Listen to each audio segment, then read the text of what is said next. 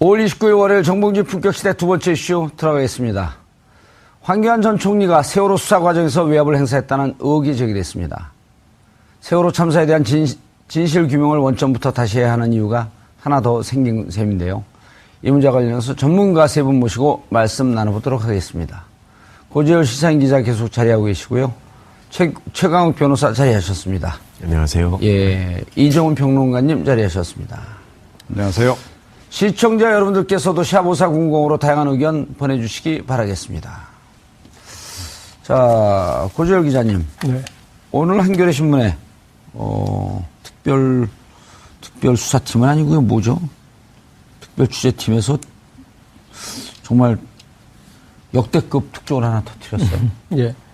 근데 기억을 되짚어 보시면 예. 특검 과정에서 세월호 수사 의혹 관련해 특히 우병우 전 민정수석 수사와 관련해서 예. 이 변찬호 재검장이 인터뷰를 하려다가 취소했었다라는 얘기를 그 얘기를 했죠. 누가 했어요, 그거를? 손소 변호사가 했었습니다. 아, 손소 변호사가 했나요? 예. 그래서 저도 이제 그 인터뷰를 통해서 당사자를 통해서 그 수사 압력이 알려진다면 좀 의미가 있겠다 싶었는데 취소되어서 상당히 아쉬웠는데 지금 이제 인터뷰를 한 것은 아니지만 어쨌든 당시 이제 통화 대상자인 변찬우 지검장이 이건 아마 확인은 최소한 해줬겠죠. 왜냐하면 두 통화 대상자에서 황교안 전 총리는 확인 안 해준 사안이니까 이거는 이제 확인을 했을 텐데 황교안 전 이제 당시 법무부 장관일 때 무슨 검사장이 휘하 간부들을 컨트롤도 못하고 휘둘리느냐. 그래서 1, 2, 3 정장에 대해서 과실치사제 적용된 것을 질책했는데 그 부분에 대해서 이것은 이제 장관의 직무 범위를 벗어난 명백한 직권남용인데 그것이 이 언론 보도를 통해서 지금 알려졌습니다. 예. 최강욱 변호사님. 예. 요 과정에 보니까 그 세 개 축이 나와요. 법무부. 예. 그 다음에 이제까지 계속 문제가 됐던 우병우 민정실이죠. 예. 예. 민정비서실. 예. 그 다음에 지금 새로 나온 게 이제 법무부. 예. 그리고 검찰. 지금 기사만 따르면은 법무부와 검찰이 충돌한 양상. 그렇게 보이는 거 아닌가요? 법무부가 청와대 지시를 받아서 어떻게든 검찰 수사에서 그 공무원의 책임을 묻는, 그러니까 해경의 책임을 묻는 부분을 빼려고 했었고요. 예. 핵심이 업무상 과실치사에 관한 부분인데, 예. 업무상 과실치사라는 거는 뭐냐면은 대표적으로 잘 알고 계시는 게 교통사고 같은 경우에 운전자가 업무상 과실치사로 처벌을 받죠. 예. 사망사고가 나면. 근데 현장에 출동한 해경이 제대로 조치를 하지 않았기 때문에. 1, 2, 3 정장. 그렇습니다. 예. 승객들이 제대로 구출되지 못하고 사망이 이르렀다. 이 점이거든요. 그러니까 그 부분을 인정하게 되면 국가의 책임을 인정해야 되는 것이죠. 법리적으로. 그러니까 이제 그걸 앞장서서 막으려고 했던 것 같고, 지금 이번 보도는 이제 법무부, 검찰, 청와대 이걸 중심으로 나왔지만 당시를 또 한번 반추해 보시면 그 이정현 당시 홍보수석이 예. 그 KBS 보도국장에게 전화를 해가지고 뭐 욕설 섞어가면서 뭐 항의성 압박을 했다가 나중에 이제 그 보도국장이 그걸 폭로하는 바람에 사장도 사퇴하고 뭐 이런 일이 있었지 않습니까? 예. 그때도 해경이 잘못했다고 보도하지 마라. 이게 요지였습니다. 그때 이제 부탁했던 요지가. 예. 그러니까 이제 이거는 청와대가 중심이 돼서 어떻게든 그 정부의 책임을 모면해 보려는 그런 시도를 한 것이고, 그 과정에서 실제 이제 수사를 담당하고 있는 수사팀에다가 직접적인 압력을 넣었다. 예. 그래서 그리고 이제 그 과정에서 위법 사실이 많이 있었고, 또 그런 의혹들이 과거에도 관련자들의 일부 진술을 통해서 쭉 제기가 됐었고, 그래서 이 부분들을 특검에서 명확히 조사해서 규명해 달라라는 얘기까지 있었는데도 불구하고 그 부분 수사할 여력도 없었고, 그 확실히 특검법의 범위에 있는지도 좀 명확하지 않아서 그냥 대충 조사하고 검찰로 넘긴 셈이었거든요. 그렇죠. 특수본 2기에서는 안 했죠. 그렇습니다. 근데 특수본 2기는 아예 이제 하지도 않았고요. 그리고 황교안 씨는 당시 이제 대통령 권한대행에 위치해 있으면서 자기는 절대 그런 일을 한 적이 없다라고 계속 부인을 해왔다가 이번에 이제 그렇게 지시를 하고 법무부와 검찰의 어떤 라인들이 각 카운터파트가 어떻게 돼가지고 움직였다는 게 지금 다 드러났기 때문에 예. 이제는 뭐 조사를 피할 수 없는 상황인 것 같습니다. 이정훈 평론가님, 이게 몇 네. 개월 동안을 추적을 한 것 같아요? 예? 몇 개월 동안을 추적을 한 것 같아요? 기사를 봤더니. 네, 그런 것 같기도 하고 또 좀 제보자들도 좀 있는 것 같고요. 내부. 예. 그렇지 않으면 이렇게 상세하게 좀 알려지기가 좀 쉽지 않죠? 예. 일단 그렇게 추정을 해볼 수 있을 것 같고. 자, 그런데 예. 사실은 이 세월호 참사 당시의 이 수사, 특히 초기 수사와 관련해서는 그러니까 그때는 김기춘 전 실장이 우병우 그 당시 민정비서관보다는 훨씬 더 힘이 있을 때였습니다. 예. 그러니까 우병우, 황교안 라인이 그때는 이 수사와 관련해서 더 핵심적으로 작동한 라인이다. 우병우 이제 전 민정수석은 그 당시 이제 비서관으로 민정비서관으로 들어간 지 얼마 때죠. 안 돼서 예. 그러니까 약간 보조자 역할을 했다. 이렇게 보는 게 정확할 것 같습니다.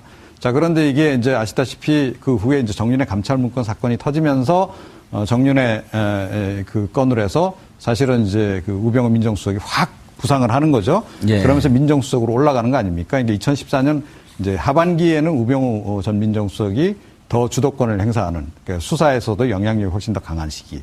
요렇게 일단 우리가 큰 그림을 그려놓고 접근하는 게 좀 좋을 것 같다. 예. 이렇게 생각을 하고요. 그런데 처음에 그러면 이 세월호 참사와 관련해서 청와대, 그러니까 김기춘 전 실장이 어떻게 몰고 가려고 했는지가 사실은 안종범 전 민정수석의 업무 일지에 나온다는 거죠. 그게 특검 수사 과정에서 사실은 이제 나왔거든요. 그러니까 세월호 참사의 원인 1, 뭘로 보고 있느냐? 그러니까 선장이 먼저 탈출한 거. 그 다음에 승객들이 탈출을 거부한 거. 요걸 봅니다. 그 다음에 두 번째로 찝는 게 해경의 초동작전 실패. 그리고 3위 뭐냐 하면,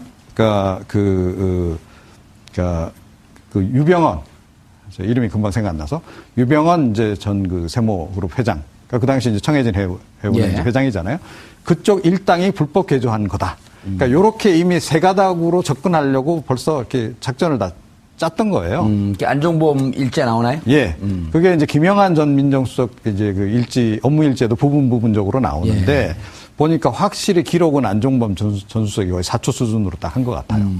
그래서 그 티타임에 티타임 가지면서 그 당시 이제 김기춘 전 실장이 딱 언급한 내용을 딱 메모를 딱 세 가지를 딱 한 거죠. 자, 그렇게 실제로 수사도 진행이 돼요.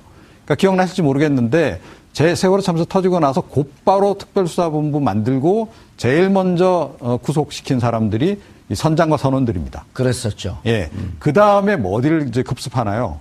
유병헌 전 회장. 청해진. 예. 그쪽 자택이니 뭐 사무실이니 예. 압수수색 들어가죠. 인천 본사까지요. 예. 그 다음에 이제 해경을 손을 보는데 해경도 원인으로 보긴 했으나 해경을 좀 수사를 하다 보니 이게 자칫 잘못하다가는 대통령 책임으로 이게 결과적으로 귀착이 될 것 같거든요. 국가의 책임으로. 예. 예. 그러니까 그 이후 이제 후반기 이제 유병헌에 대한 수사 거의 마무리 짓고 또 이 해경에 대한 수사 부분은 좀 뒤로 미루면서 그 해경 수사 부분은 이런 식으로 사실은 무마를 하려고 했던 그런 그 흐름으로 일단 이제 읽힙니다. 예. 예. 두 가지 측면에서 좀 보충 설명을 드리면, 그러니까 하나는 당시에 어떻게 보면 정무적 판단이었겠죠. 그러니까 김기춘 전 실장의 정무적 판단 뭐냐면 청해진 쪽으로 유병헌한테 관심을 집중시켜야 된다.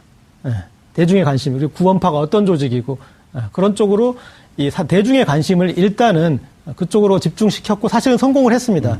그때는 유병헌이 도대체 어디 갔느냐. 나중에 이제 발견됐어도 이게 이 사람이 진짜가 맞느냐 아니냐 그런 식으로까지 국민적 관심에 그렇죠. 유병헌 회장에게 모든 관심을 몰았죠. 그렇죠. 그러니까 그 성공한 작전이었고 또 하나는 이 해경의 책임을 물을 때 보고 내용이 관건입니다. 그러니까 계속 청와대와 해경 간에서 보고했던 부분이 그 부분이 밝혀졌을 때 대통령이 난감해지는 거죠. 그래서 청와대에서는 동영상 있느냐, 그리고 VIP에 보고할 내용이나, 그러니까 VIP의 지시사항이 제대로 구조하라는 그런 부분들이 있지도 않고, 요구하는 것은 이제 동영상이나 그런 부분들. 그래서 이게 구체적으로 당시 해경이 잘 못했다는 게 드러나는 것은 청와대가 세트로 같이 드러나는 것이었기 때문에 끊을 수밖에 없었다고 볼 수 있을 것 같습니다. 예. 최 변호사님. 예.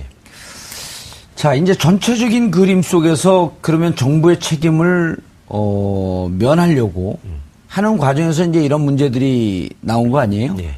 그러니까 이제 황교안 법무부 장관이 실질적으로 변찬호 광주지검장에게 직접 질책을 했다는 거 아닙니까? 예. 그러니까 업무상 과실치사를 적용해가지고 기소한 다음에 결국은 이제 영장이 기각되는 바람에 불구속 기소를 할 수밖에 없었는데 예. 변찬호 지검장한테 무슨 검사장이 부하들도 통솔을 못하고 그따위로 일을 하느냐 이렇게 얘기를 했고 얘기한 걸로 끝난 게 아니라 이제 다음 인사 때 좌천까지 시켰죠. 예. 광주지검 검사장을 하던 사람을 대검 광역부장으로 보냈는데 그 자리는 원래 후배가 하던 자리입니다. 그러니까 이제 지난번에 우리 뭐 윤석열 검사장 그 중앙지검장 예. 인사하고 나서 뭐 기수가 어떻고 이런 얘기 많이 나왔는데 그랬죠.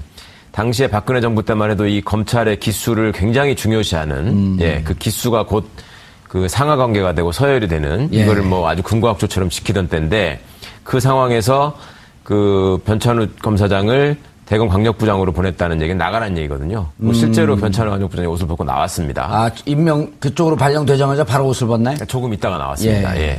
그러니까 이제 원래 고검장을 가야 될 사람을 거기다가 이제 좌천시킨 셈이 됐기 때문에 당시에도 말이 많았고 요게 이제 또 재밌는 것이 우리 그 변찬우 검사장 같은 경우에는 광주지검장을 했지만 경북대 출신이에요. 그 국세청에서 왜 도곡동 땅 사건 때문에 고초를 겪었던 안원구 국장하고 예. 동기입니다. 아하. 동기인데 예.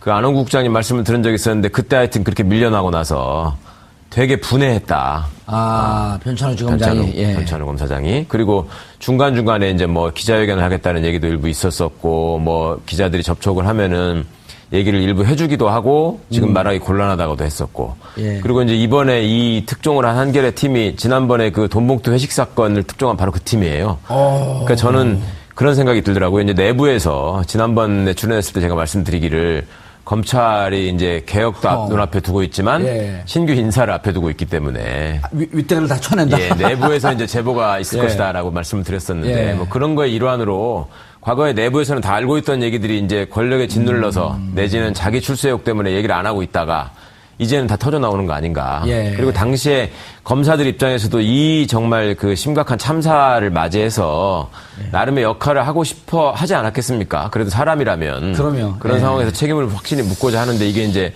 권력이 개입하니까 그런 점에 대해서는 언젠가는 터질 일이 터졌다. 그렇게 보는 게 맞는 것 같습니다. 이평론가님. 네. 우병우 민정수석에게 물었어요. 변찬우 광주지검장에게 영행 전화하지 않았습니까? 나 전화 안 했습니다. 지금 이 기사 보니까 전화 안 했네요.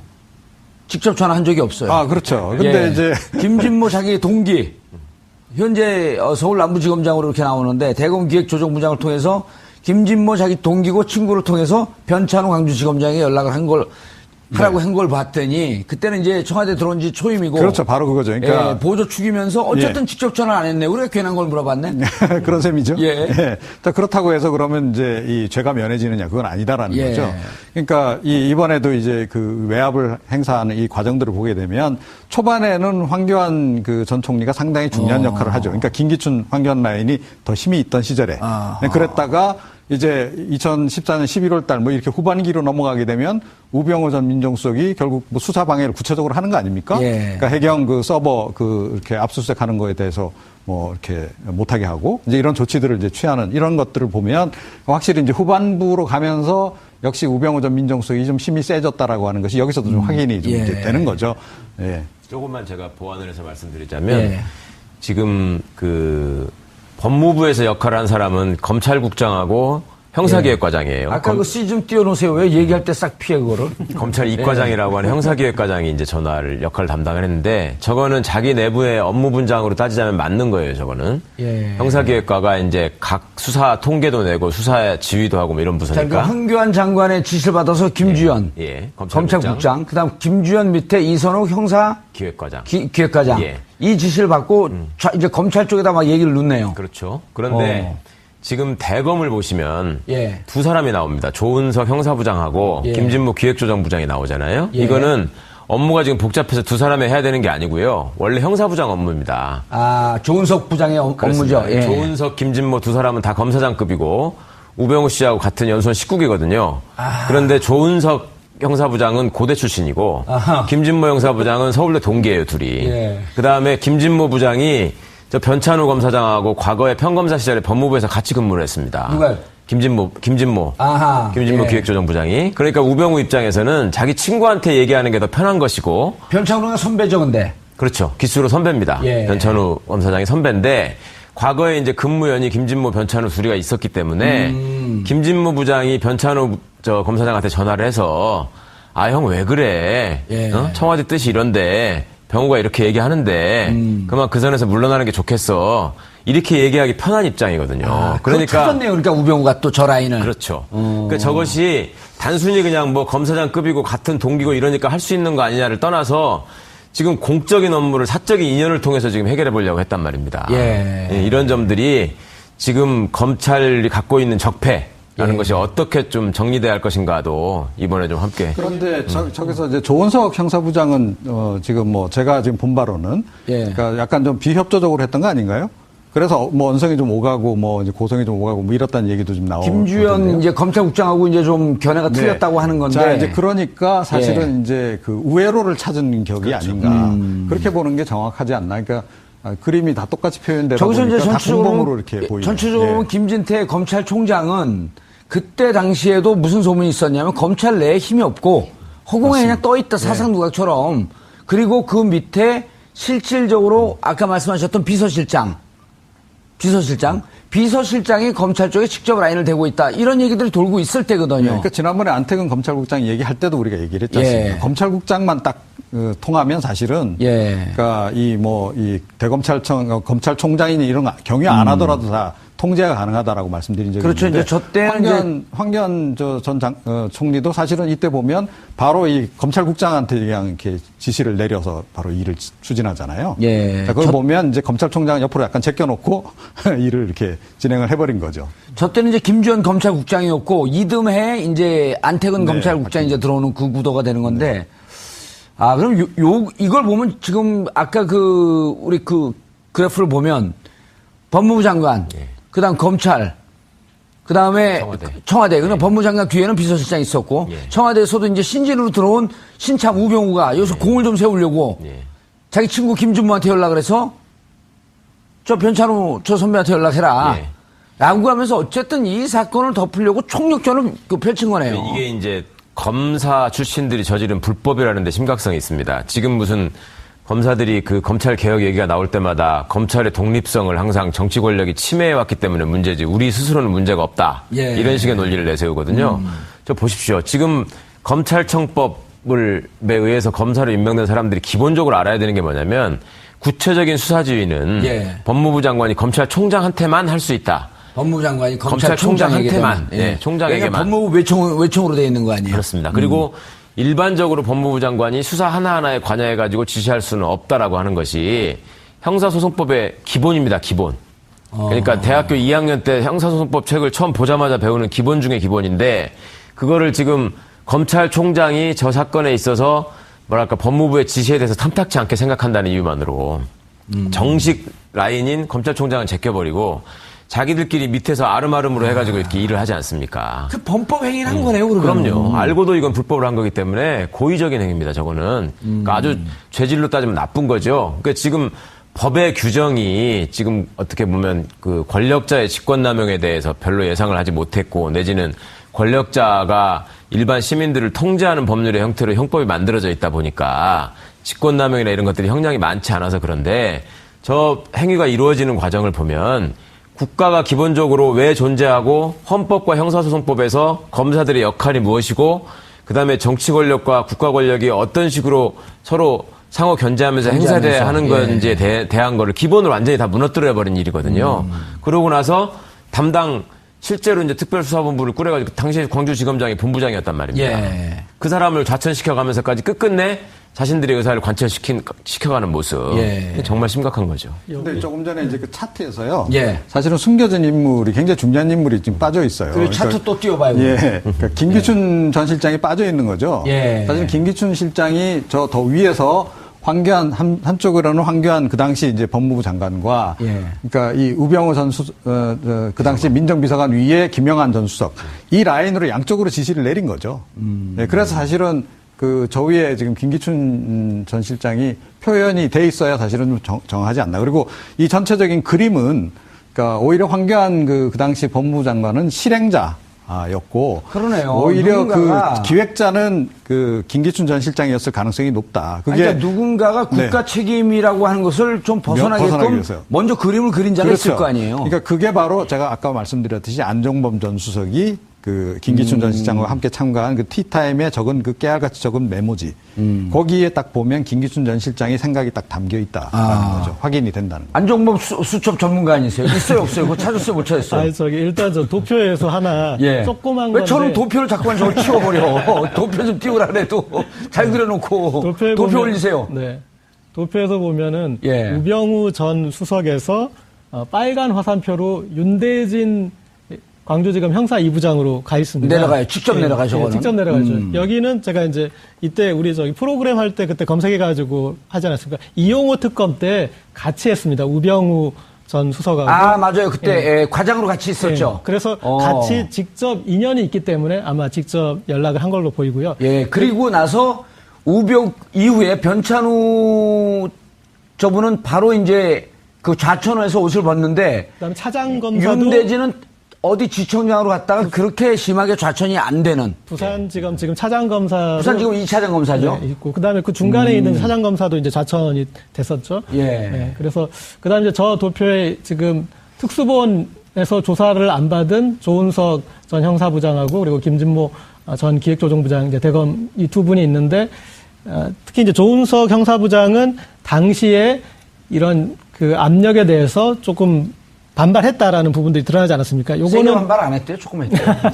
근데 어쨌든 간에 지금 계속 선명하게 우병우 라인과 또 뭐 황교안의 역할에 이런 것들이 드러나면서 이 검찰 개혁을 위해서 지금 추진하는데 검찰이 반발이 있을 수도 있다. 검난이 일어날 수도 있다라고 그런 일각의 우려가 있었는데 안에서는 지금 치열하게 내부 투쟁을 해서 당시의 어떤 그 적폐에 대해서 내부적으로 문제 제기가 되고 있는 그 부분도 저희가 또 중요하게 좀 바라봐야 될 것 같습니다. 최 변호사님, 예.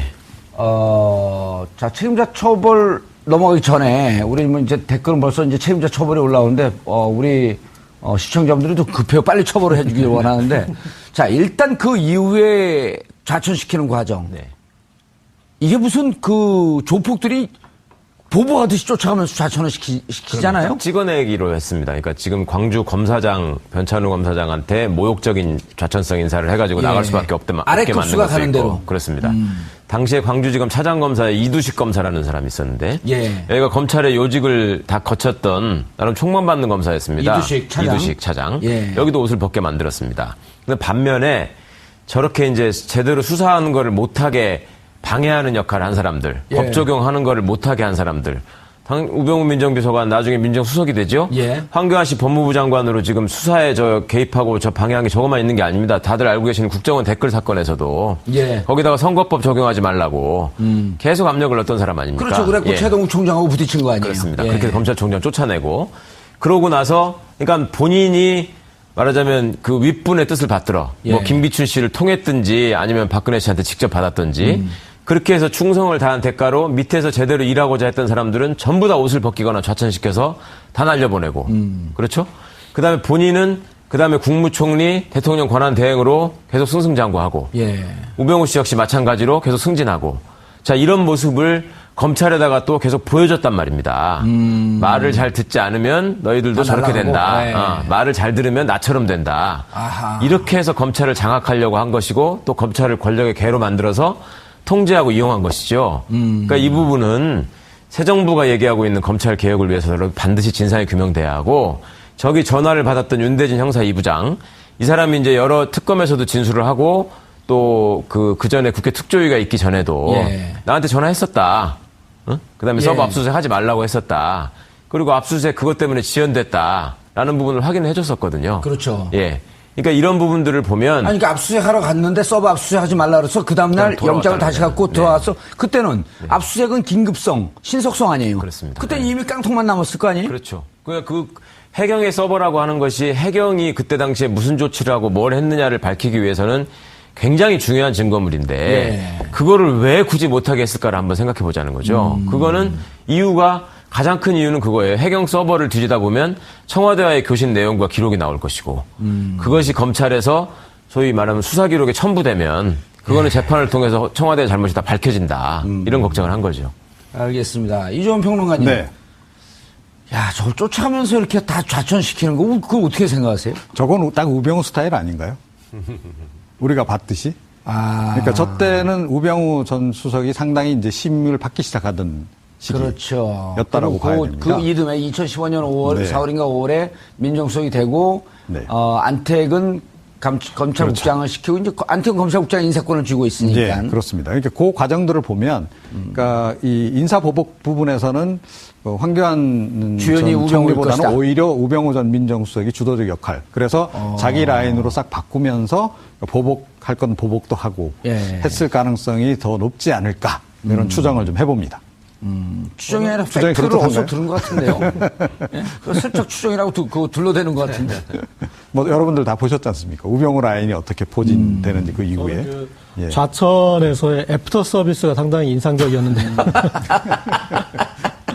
우리가 아니, 사람 죽었는데 그거 애프터 서비스라고 그렇게 전문용어로 희화시키면. 확인 사살이라고 하니까 예. 조은석 형사부장 같은 경우 보니까 이제 뒤에 동기가 있던 청주지검장 자리로 간 다음에 그 뒤에 다시 초임 검사장이 부임하는 사법연수원 부원장으로 부원장. 그러니까 예. 점점점 그러니까 두 번째는 더 낮추는 거죠. 예. 한 번 낮췄다가 두 번 낮추고 이게 언론 장악 과정에서 보면은 이제 KBS나 MBC에서 거기에 반발했던 간부들에게 두 번 징계하는 사례가 나타나요. 그러니까 이 뭐 기획 취재 했던 이제 팀장을 했던 그 기자를 부산지국으로 총국으로 보냈다가 여기 좀 불안하네 다시 더 지국으로 보내자 이렇게 해서 보내는 사례가 있는데 보내갖고 주차 관리시키고.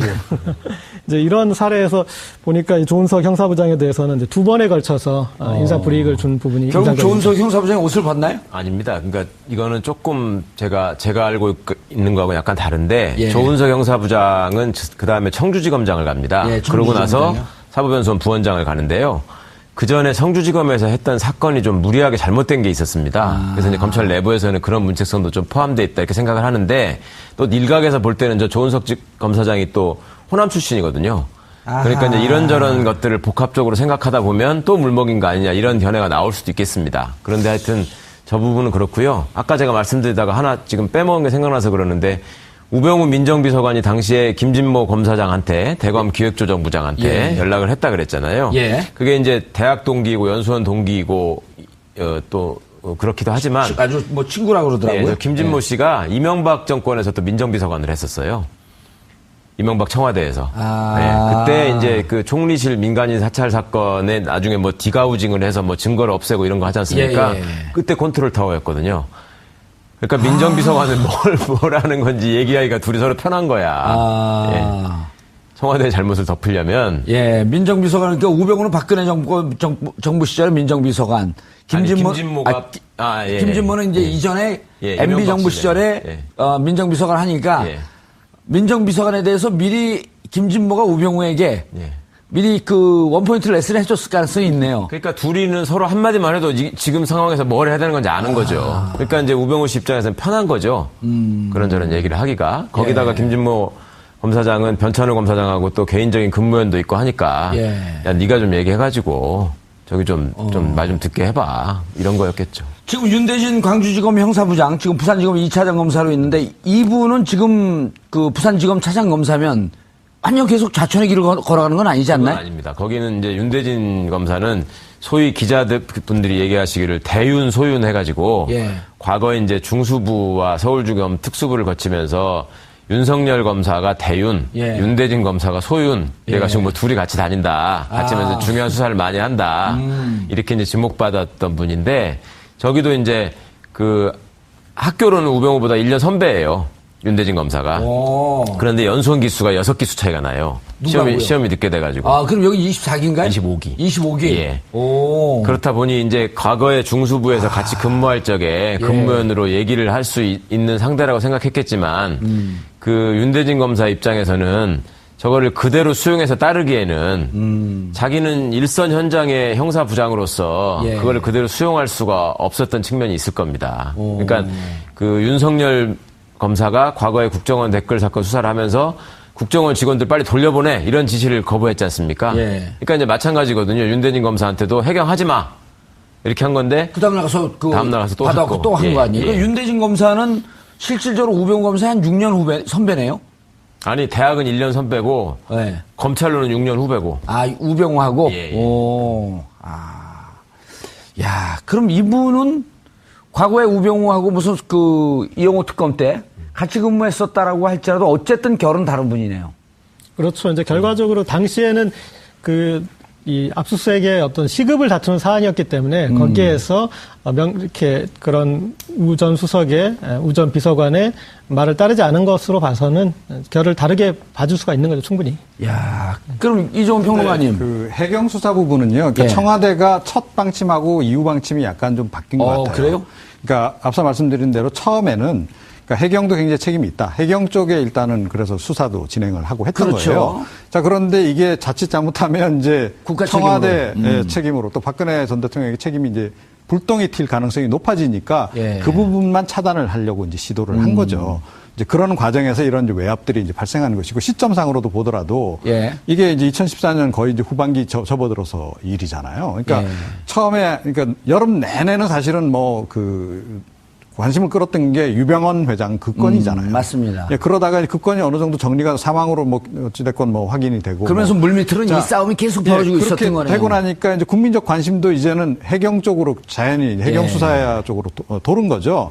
자, 이렇게 되다 보니까 이거 자칫 잘못하다간 이거 큰일 나겠는데 싶으니까 그때 이제 수습에 들어간 그런 그 상황이라고. 윤석열 중앙지검장이 와서 세월호 사건을 다시 들여다보겠다. 이런 것에 대한 이미 특검 때 이런 거에 대한 사전 인지가 좀 있었을 거라 그렇게 보이세요? 당연히 있었죠. 그러니까 조금 전에 말씀드리지 않았습니까? 그러니까 안종범 전 수석의 그 수첩에 이 내용이 딱 나온단 말이에요. 그리고 김영한 전 민정수석 같은 경우에도 비망록에 이 예. 관련 내용이 굉장히 많이 나오지 않습니까? 세월호 7시간 또 규명하는 게 또 특검의 또 주 임무 가운데 하나였었고 그런데 제대로 못했단 말이에요. 미진하다라고 생각을 할 겁니다. 그래서 아마 이 부분도 앞으로 하지 않을까 이렇게 생각합니다. 예. 최강 변호사님, 특검에서 특수본 2기로 넘길 때 재청구하게 되면 우병우 수석에 대해서 100% 영장이 발부될 것이다. 결국 안 됐단 말이에요. 그럼 이제 세월호 지금 재수사 다시 들여다보겠다 했는데 이 황교안이나 이 수사를 막은 사람들이 무슨 법에 저촉이 되는 건가요? 그러니까 우선적으로 직권남용이고요. 예. 그다음에 이게 참 나쁜 것이 지금 과거 특검이 수사를 할 적에 윤대진 부장이 진술서를 제출한 걸로 알고 있습니다. 예. 그때는 우병우 전 수석의 직권남용과 관련한 혐의와 관련해서 이제 얘기를 한 거고, 그다음에 그런 자료들이 다 그대로 검찰로 넘어갔죠. 그런데 기억하시겠습니다만 얼마 전에 검찰이 기소를 하면서 우병우 씨를 위증 부분으로만 한정을 해서 기소를 했어요. 예. 그러니까 해경에 수사하지 말라고 했던 부분은 어차피 나중에 보니까 수사할 거를 다 했기 때문에 그거는 무슨 권리행사 방해까지 이루어지지 않아서 강요죄를 적용할 수가 없고 그냥 그때 청문회에 나와가지고 자기가 수사팀에다가 전화한 적이 없다라고 얘기한 것이 거짓말로 밝혀졌기 때문에 위증으로 기소한다. 사실이네요. 전화한 적 없네, 수사팀에. 김준모를 그렇습니다. 통해서 했네. 예. 예. 그러니까 이런 것들을 검찰이 자기 내부 식구들을 조사하기 싫으니까 덮어버린 꼴입니다. 예. 그러니까 이거는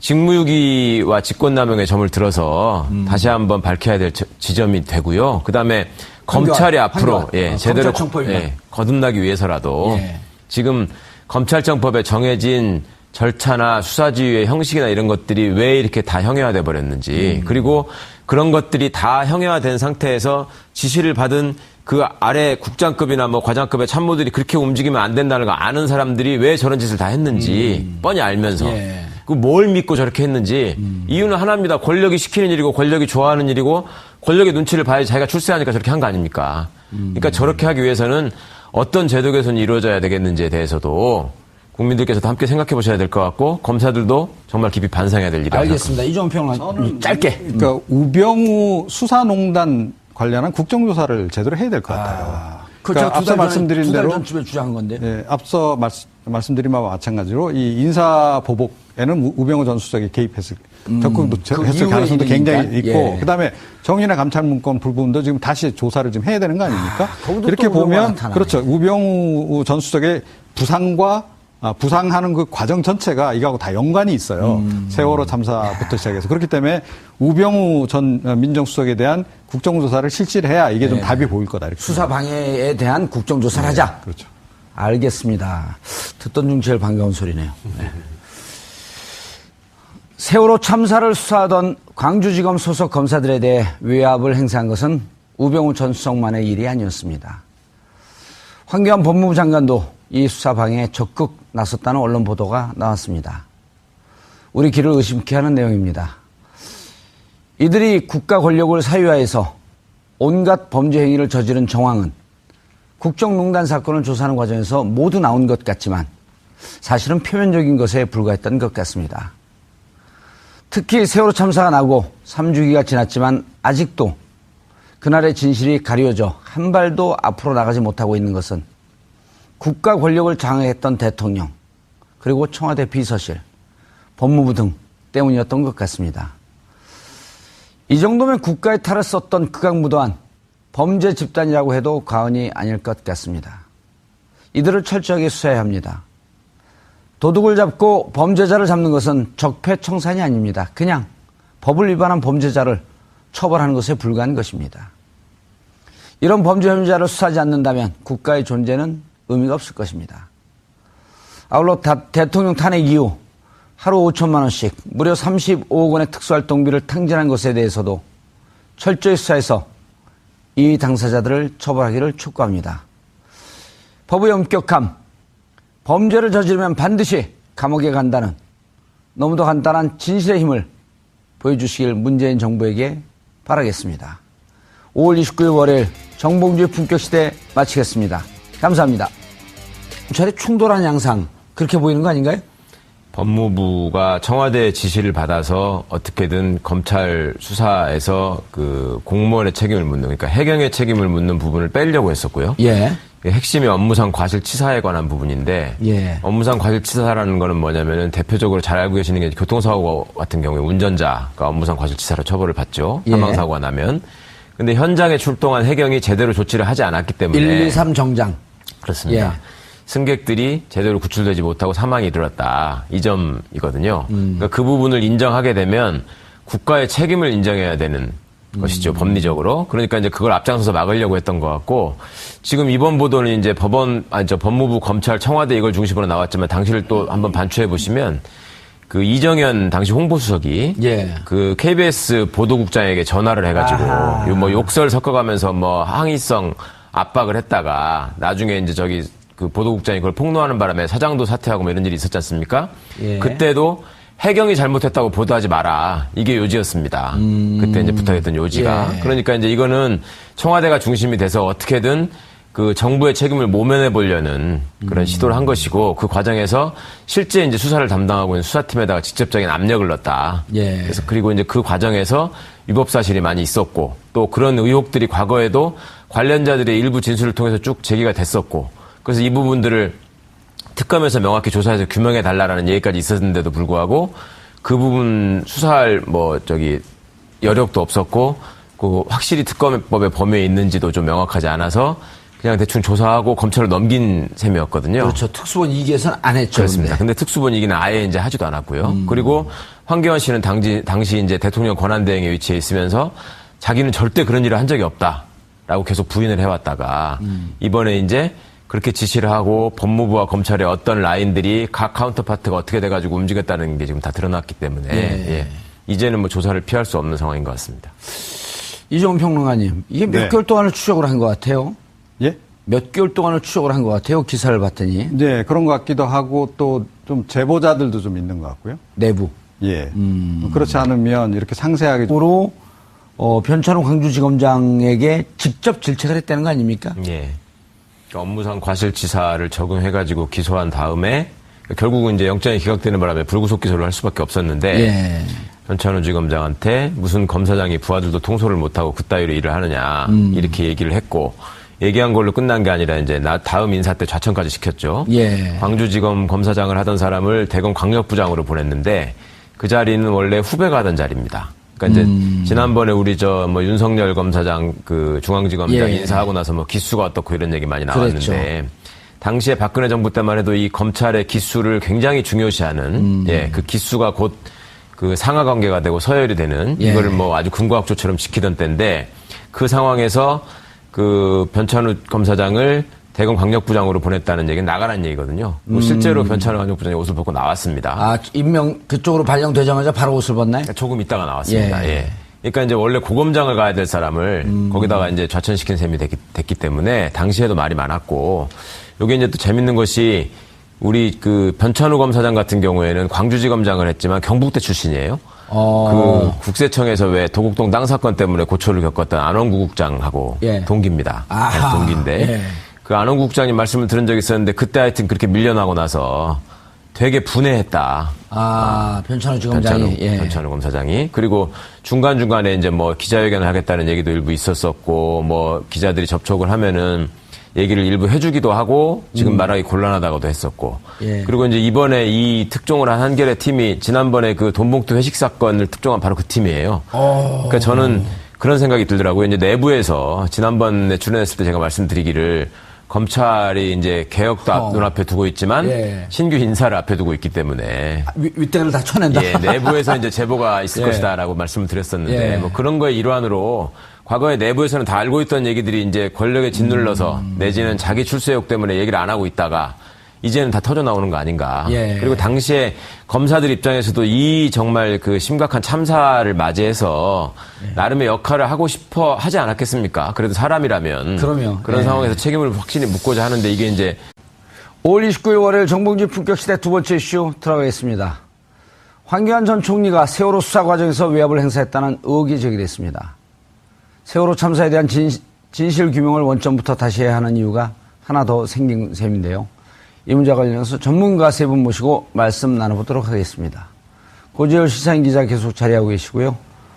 최강욱 변호사 자리하셨습니다. 안녕하세요. 예, 이정훈 평론가님 자리하셨습니다. 안녕하세요. 시청자 여러분들께서도 샵5400으로 다양한 의견 보내주시기 바라겠습니다. 자, 고재열 기자님. 네. 오늘 한겨레 신문에 특별 수사팀은 아니고요. 뭐죠? 특별 취재팀에서 정말 역대급 특종을 하나 터뜨렸어요. 예. 근데 기억을 되짚어 보시면 예. 특검 과정에서 세월호 수사 의혹 관련해 특히 우병우 전 민정수석 수사와 관련해서 예. 이 변찬호 재검장이 인터뷰를 하려다가 취소했었다라는 얘기를 그 얘기를 했죠. 누가 예. 했어요, 그거를? 손수호 변호사가 했었습니다. 아, 손수호 변호사가 했나요? 예. 그래서 저도 이제 그 인터뷰를 통해서 당사자를 통해서 그 수사 압력이 알려진다면 좀 의미가 있겠다 싶었는데 취소되어서 상당히 아쉬웠는데 지금 이제 인터뷰를 한 것은 아니지만 어쨌든 당시 이제 통화 대상자인 변찬우 지검장이 이건 아마 확인은 최소한 해줬겠죠. 왜냐하면 두 통화 대상자에서 황교안 전 총리는 확인 안 해준 사안이니까 이거는 이제 확인을 했을 텐데 황교안 전 이제 당시 법무부 장관일 때 무슨 검사장이 휘하 간부들을 컨트롤도 못하고 휘둘리느냐. 예. 그래서 1, 2, 3 정장에 대해서 과실치사제 적용된 것을 질책했는데 그 부분에 대해서 이것은 이제 장관의 직무 범위를 벗어난 명백한 직권남용인데 그것이 이 언론 보도를 통해서 지금 알려졌습니다. 예. 최강욱 변호사님. 예. 요 과정에 보니까 그 세 개 축이 나와요. 법무부. 예. 그 다음에 이제까지 계속 문제가 됐던 우병우 민정실이죠. 예. 예. 민정비서실. 예. 그 다음에 지금 새로 나온 게 이제 법무부. 예. 그리고 검찰. 지금 기사만 따르면은 법무부와 검사도 진행이 돼요. 그러니까 기억나실지 모르겠는데 제 세월호 참사 터지고 나서 곧바로 특별수사본부 만들고 제일 먼저 구속시킨 사람들이 이 선장과 선원들입니다. 그랬었죠. 예. 그 다음에 뭐 어디를 이제 급습하나요? 유병헌 전 회장. 청해진. 예. 그쪽 자택이니 뭐 사무실이니 예. 압수수색 들어가죠. 인천 본사까지요. 예. 그 다음에 이제 해경을 손을 보는데 해경도 원인으로 보긴 했으나 해경을 좀 수사를 하다 보니 이게 자칫 잘못하다가는 대통령 책임으로 이게 결과적으로 귀착이 될 것 같거든요. 국가의 책임으로. 예. 예. 그러니까 그 이후 이제 후반기 후사 이제 유병헌에 대한 수사 거의 마무리 짓고 또 이 해경에 대한 수사 부분은 좀 뒤로 미루면서 그 해경 수사 부분은 이런 식으로 사실은 무마를 하려고 했던 그런 그 흐름으로 일단 이제 읽힙니다. 예. 예. 두 가지 측면에서 좀 보충 설명을 드리면, 그러니까 하나는 당시에 어떻게 보면 정무적 판단이었겠죠. 그러니까 김기춘 전 실장의 정무적 판단 뭐냐면 청해진 쪽으로 유병헌한테 관심을 집중시켜야 된다. 예. 대중의 관심 그리고 구원파가 어떤 조직이고 그런 쪽으로 이 대중의 관심을 일단은 그쪽으로 집중시켰고 사실은 성공을 했습니다. 그때는 유병헌 도대체 어디 갔느냐. 나중에 이제 발견됐어도 이게 이 사람이 진짜가 맞느냐 아니냐 그런 식으로까지 국민적 관심이 그렇죠. 유병헌 회장에게 모든 관심을 몰았죠. 그렇죠. 그러니까 그 성공한 작전이었고 또 하나는 이 해경의 책임을 물을 때 보고 내용이 관건입니다. 그러니까 계속 청와대와 해경 간에서 보고했던 부분이 그 부분이 밝혀졌을 때 대통령이 난감해지는 거죠. 계속 청와대에서는 동영상 있느냐 그리고 VIP에 보고할 내용이나 그러니까 VIP의 지시 사항이 제대로 구조하라는 그런 부분들이 있지도 않고 요구하는 것은 이제 동영상이나 그런 부분들. 그래서 이게 구체적으로 당시 해경이 잘 못했다는 게 드러나는 것은 청와대가 세트로 같이 드러나는 것이었기 때문에 끊을 수밖에 없었다고 볼 수 있을 것 같습니다. 예, 최 변호사님. 자, 이제 전체적인 그림 속에서 그러면 정부의 책임을 면하려고 하는 과정에서 이제 이런 문제들이 나온 거 아니에요? 그러니까 이제 황교안 법무부 장관이 실질적으로 좀 알려지기가 좀 쉽지 않죠? 예. 일단 그렇게 추정을 해볼 수 있을 것 같고. 자, 그런데 예. 사실은 이 세월호 참사 당시의 이 수사, 특히 초기 수사와 관련해서는 그러니까 그때는 김기춘 전 실장이 우병우 그 당시 민정비서관보다는 훨씬 더 힘이 있을 때였습니다. 예. 그러니까 우병우 황교안 라인이 그때는 이 수사와 관련해서 더 핵심적으로 작동한 라인이다. 우병우 이제 전 민정수석은 그 당시에 이제 민정비서관으로 들어간 지 얼마 안 돼서 예. 그러니까 약간 보조자 역할을 했다. 이렇게 보는 게 정확할 것 같습니다. 자, 그런데 이게 이제 아시다시피 그 후에 이제 정윤회 감찰문건 사건이 터지면서 정윤회 그 건으로 해서 사실은 이제 그 우병우 민정수석이 확 부상을 하는 거죠. 예. 그러면서 민정수석으로 올라가는 거 아닙니까? 그러니까 2014년 이제 하반기에는 우병우 전 민정수석이 더 주도권을 행사하는 그러니까 수사에서도 영향력이 훨씬 더 강한 시기. 요렇게 일단 우리가 큰 그림을 그려놓고 접근하는 게 좀 좋을 것 같다. 예. 이렇게 생각을 하고요. 그런데 처음에 그러면 이 세월호 참사와 관련해서 청와대, 그러니까 김기춘 전 실장이 어떻게 몰고 가려고 했는지가 사실은 안종범 전 민정수석의 업무 일지에 나온다는 거죠. 그게 특검 수사 과정에서 사실은 이제 나왔거든요. 그러니까 세월호 참사의 원인 1, 뭘로 보고 있느냐? 그러니까 선장이 먼저 탈출한 거. 그 다음에 승객들이 탈출을 거부한 거. 요걸 봅니다. 그 다음에 두 번째로 찝는 게 해경의 초동작전 실패. 그리고 3위 뭐냐 하면, 유병헌. 이름이 금방 생각 안 나서. 유병헌 이제 전 세모그룹 회장. 그 당시 이제 청해진 해운의 예. 회장이잖아요. 그쪽 일당이 불법 개조한 거다. 그러니까 요렇게 이미 세 가닥으로 접근하려고 벌써 이렇게 작전을 다 짰던 거예요. 안종범 일제 나오나요? 예. 그게 이제 김영한 전 민정수석 이제 업무 일제도 부분적으로 나오는데 예. 보니까 확실히 기록은 안종범 전 수석이 거의 4초 수준으로 딱 한 것 같아요. 그래서 티타임에 티타임 가지면서 그 당시 이제 김기춘 전 실장이 딱 언급한 내용을 딱 메모를 딱 세 가지를 딱 한 거죠. 자, 그렇게 실제로 수사